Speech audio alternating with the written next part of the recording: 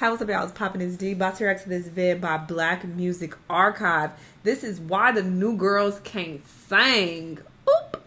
He coming for these new girls next. We're about to see what he got to say. And Normani is in the thumbnail. Oop. Anyway, let's see what he says. Let's watch. 20-something years ago, a 20-year-old sang like this. Like this.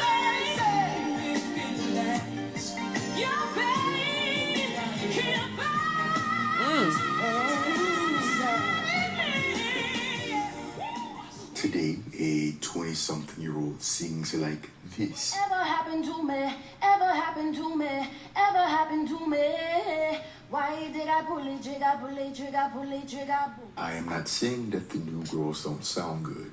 She look good. Nor am I saying that they don't make great music. But what I am saying is that there has been a change in the quality and standard of singing across all 20-year-olds sounding like this.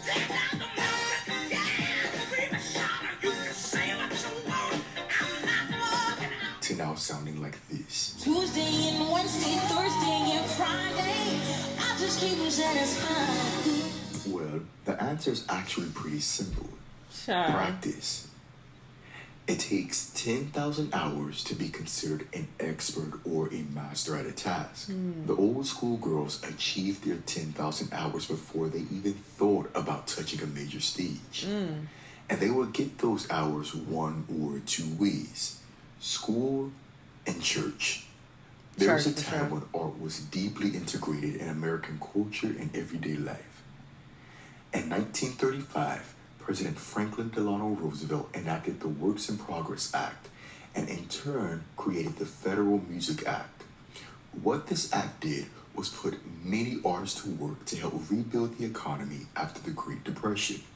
So in the 1940s, 50s, and 60s, you could go to the community center in your neighborhood and see an opera put on for free, or a symphony, or an art installation. And even better, under the Works in Progress Act, music education was made free and accessible to the public.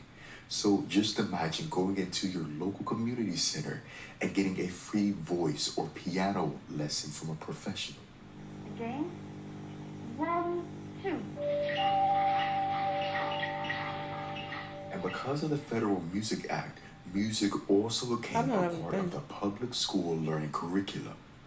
So students in public school systems were learning how to sing, read, write, and compose music from a trained music professional. Every morning, every Monday through Friday, I've never taken a music class in my life. every morning there was a class from 9 o'clock to 10:30.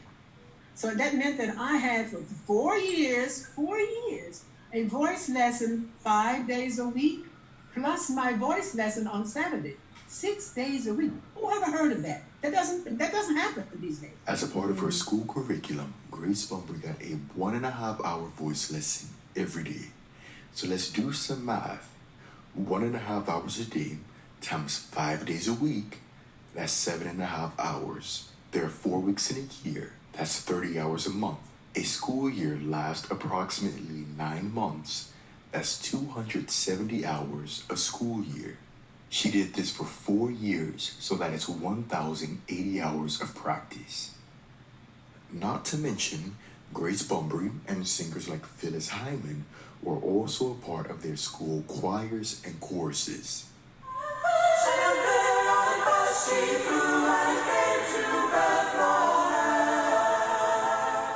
Many years ago, school choir and chorus was just as competitive and actively funded like school sports.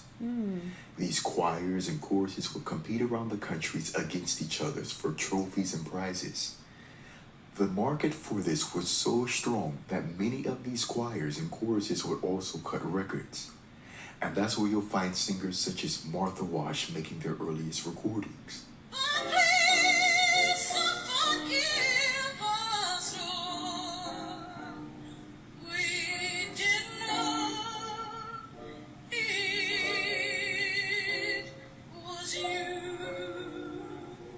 But to do school choir and chorus also requires more practice.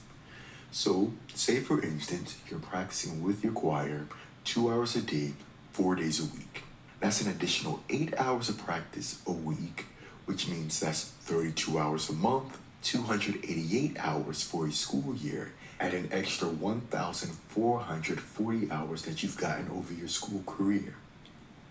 So you have your 1,080 hours from music class, your 1,152 hours from high school chorus class.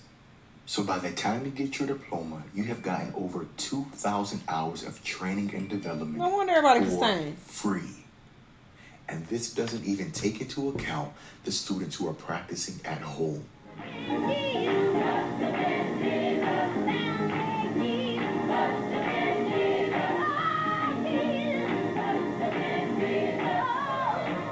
The other way singers would acquire their hours would be through church.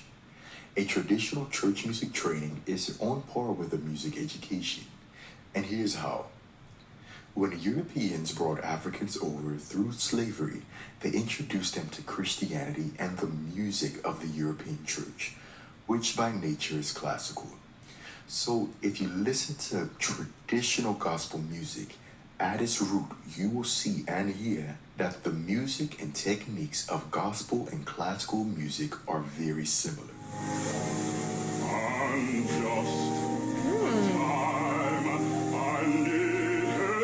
I'm glad this changed, y'all.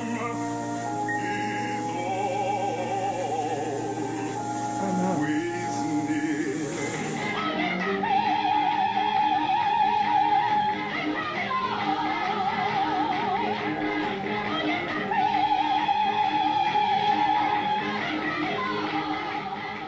In these churches, there was someone called a minister or a director of music. An example of this would be Sissy Houston or Maddie Moss Clark. This person was usually from a music education background and was in charge of picking all the music that would be sang in the church. In addition to this, they would work with choir members on vocal technique and also piano and music theory to get the Sunday music right.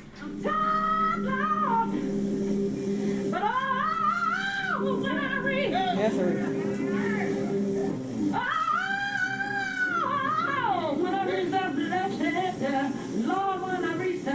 So you have your singers like Aretha Franklin and the Clark sisters who acquired thousands of hours of musical training because they were in church literally from birth. So you have your schoolgirls and your church girls. And then you have your singers such as Leona Mitchell and Dionne Warwick who sang in both school and church. That's hours and hours of training.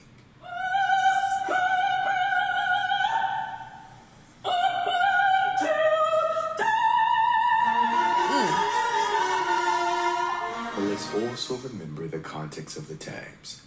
There was no social media, so these girls had very little distractions. But also, this is the early to mid 20th century we're talking about. So no matter a family's socioeconomic status, many of them kept a musical instrument in the house because it was through music that many families bonded. Just think about how many singing families were cutting records together in the 60s, 70s, and 80s.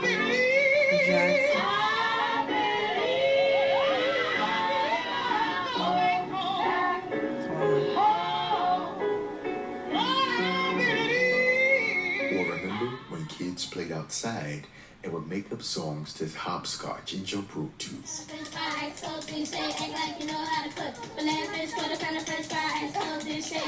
The girls were practicing and putting in hours when they didn't even know it. So what happened? Well, it's pretty simple. The girls just aren't getting their hours anymore. In the late 70s and early 80s, under President Ronald Reagan, the government began defunding art education in public school systems. And that is why programs such as the Save the Music campaigns were created. And over the past 2 to 3 decades, younger generations of people have been steadily stepping away from the church. So the two places that bred musicians the most have now been compromised greatly. But another important thing to remember is that once upon a time, there were a lot more careers available in music. A typical career path for a singer would be they start in a group or a band, sing background, then graduate to a solo career.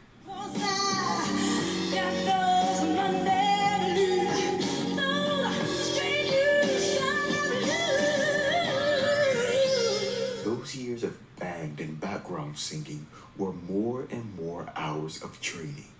And up until around the 1990s or so, you could make a good, honest, sustainable living in music without being a superstar. People think, they always think it's sudden, don't they? But it's not sudden. Overnight success. No, of course it's not. I've been working in nightclubs in Florida for a few years, and then to New York, and getting into jingles by accident. A lot of it is by accident. There is a market for people who sing and wrote jingles for big products and brands. Your voice is in a lot of commercials now. Mm-hmm. Tell them some of them they would recognize. Y'all know the Reebok spot. You got to play like you don't even money. Play like you never get hurt. You got to play. You could be a demo singer, singing demos for big name artists. Like I used to demo a lot of records, and it was a club beat that came on, and two guys were like, "Oh, here's some lyrics." You know, at the time I was getting paid $150 as a demo, and you know, he said to me, "Oh, if you put this demo down, and I don't have a melody, but if you make these lyrics work, I'll give you $300." So I was like, "300? Okay, focus, right?" And one of the best things you could do was have your own club act. Having your own club act at a local supper or dining club was a very respectable career. But sooner or later, there has got to come a time when you got to do right what I want to do. It was also how many singers would get discovered and get their first record deals.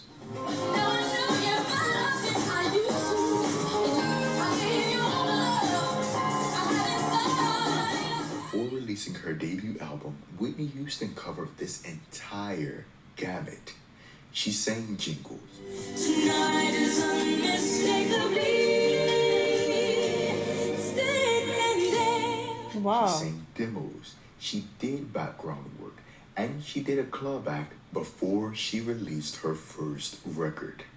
That is hours and hours of private training and development that the current crop of singers no longer are able to get because these careers are no longer really available. But even after signing a record deal, a singer was still not put on stage immediately. There was a thing called artist development. So at labels such as Motown and Columbia Records, artists were enrolled in singing, dancing, and acting lessons to make sure they were well-rounded performers before it was time for them to be presented to the public. Maurice King was our musical director at the time. He said, "I got two things that'll help you, okay? First of all, you got to be aware of the cold kick. That's why you see me with this on, even though it's hot outside. You know, you got to keep your vocal cords warm." Right. And he told me for the first time, your top note is a B flat in your natural voice. Right. If you go above that too many times, you won't have voice. Right. And that's what I do now. I stay in my key. Artist development is no longer present in today's music industry. So you have singers who are being taken straight from Instagram and put on the Grammy stage. They are being expected to do the same work without the same preparation. And the result is what we hear today. The homogenization of sounds in mainstream music, girls not being able to replicate what's on the record, running into premature vocal issues, but most importantly, not being prepared for the rigors and demands of the music industry and ready to leave after the release of their first single.